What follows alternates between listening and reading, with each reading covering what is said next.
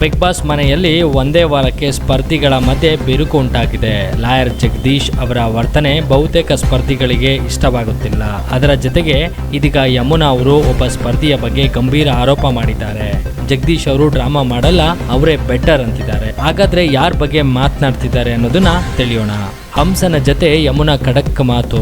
ಹಂಸ ಅವರ ಬಳಿ ಯಮುನಾ ಅವರು ಸಾಕಷ್ಟು ವಿಚಾರಗಳನ್ನ ಗಾರ್ಡನ್ ಏರಿಯಾದಲ್ಲಿ ಶೇರ್ ಮಾಡಿಕೊಂಡರು.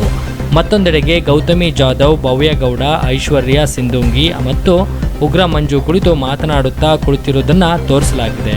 ಹಂಸ ಜೊತೆ ಮಾತನಾಡುತ್ತಿರುವ ಸಂದರ್ಭದಲ್ಲಿ ಯಮುನಾ ಶ್ರೀನಿಧಿ ಅವರು ಬೆಳಿಗ್ಗೆ ಎದ್ದು ಸ್ನಾನ ಮಾಡಿಕೊಂಡು ಬಂದ ತಕ್ಷಣ ತಿಂಡಿ ರೆಡಿನಾ ಅಂತ ಹೇಳ್ತಾರೆ. ಆ ವ್ಯಕ್ತಿ ತುಂಬ ಭಯಾನಕ, ಡಾಮಿನೇಟ್ ಆಗಿ ಎಲ್ಲರ ಹತ್ತಿರ ನನ್ನ ಬಗ್ಗೆ ಹಾಕೊಡ್ತಾರೆ. ಕಂತ್ರಿ ಕೆಲಸ ಕಣ್ಣಿಗೆ ಸುಲಭವಾಗಿ ಕಾಣುತ್ತೆ, ಗುಂಪು ಕಟ್ಟಿಕೊಂಡೇ ಡಾಮಿನೇಟ್ ಮಾಡ್ತಾರೆ.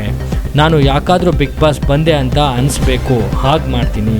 ನಾನು ಯಾಕಾದರೂ ಬಿಗ್ ಬಾಸ್ಗೆ ಬಂದೆ ಅಂತ ಅನಿಸ್ಬೇಕು, ಹಾಗೆ ಮಾಡ್ತೀನಿ. ನಾನು ತುಂಬ ಎಲ್ಲದನ್ನು ನಿಭಾಯಿಸ್ಕೊಂಡು ಬಂದೆ. ತುಂಬ ನಾಟಕದ ಮನುಷ್ಯ. ಇಲ್ಲಿ ಅವರೊಬ್ಬನ್ನೇ ನಾನು ಅತ್ಯಂತ ನಾಟಕ ಮಾಡೋರನ್ನು ನೋಡಿದ್ದು. ಜಗದೀಶ್ ಆದರೂ ಪ್ರಪಂಚಕ್ಕೆ ಇರೋದನ್ನು ನೇರವಾಗಿ ಹೇಳ್ತಾರೆ. ಈ ಮನುಷ್ಯ ಆಗಲ್ಲ, ಈ ಮನುಷ್ಯ ತುಂಬ ಡೇಂಜರಸ್, ಒಳಗೊಂದು ಹೊರಗೊಂದು ಎಂದು ಉಗ್ರಂ ಮಂಜು ಬಗ್ಗೆ ಮಾತನಾಡಿದ್ದಾರೆ. ಯಮುನಾ, ಹಂಸ ಕೂಡ ಮಂಜು ಅವರ ಬಗ್ಗೆ ಆರೋಪ ಮಾಡಿದರು. ನನ್ನನ್ನು ಸಹ ಟಾರ್ಗೆಟ್ ಮಾಡ್ತಾರೆ ಎಂದರು.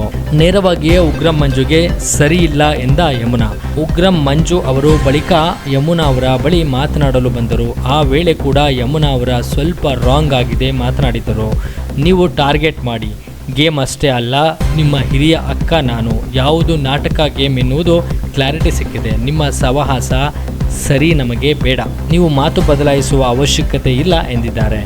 ಮೊದಲ ವಾರದಲ್ಲಿ ನಾಮಿನೇಟ್ ಆದವರು ಯಾರು? ಬಿಗ್ ಬಾಸ್ ಮೊದಲ ವಾರದಲ್ಲಿ ಭವ್ಯ ಗೌಡ, ಚೈತ್ರ ಕುಂದಾಪುರ, ಗೌತಮಿ ಜಾಧವ್, ಹಂಸ, ಜಗದೀಶ್, ಮಾನಸ, ಮೋಕ್ಷಿತಾ, ಶಿಶಿರ್, ಯಮುನಾ ನಾಮಿನೇಟ್ ಆಗಿದ್ದರು.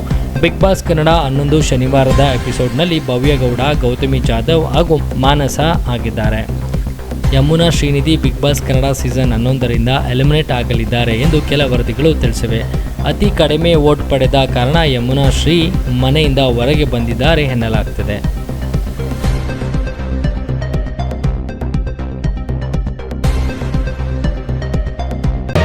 ಮತ್ತಷ್ಟು ಸುದ್ದಿಗಳಿಗಾಗಿ ನೋಡ್ತಾ ಇರಿ ಪಬ್ಲಿಕ್ ನ್ಯೂಸ್ 24x7.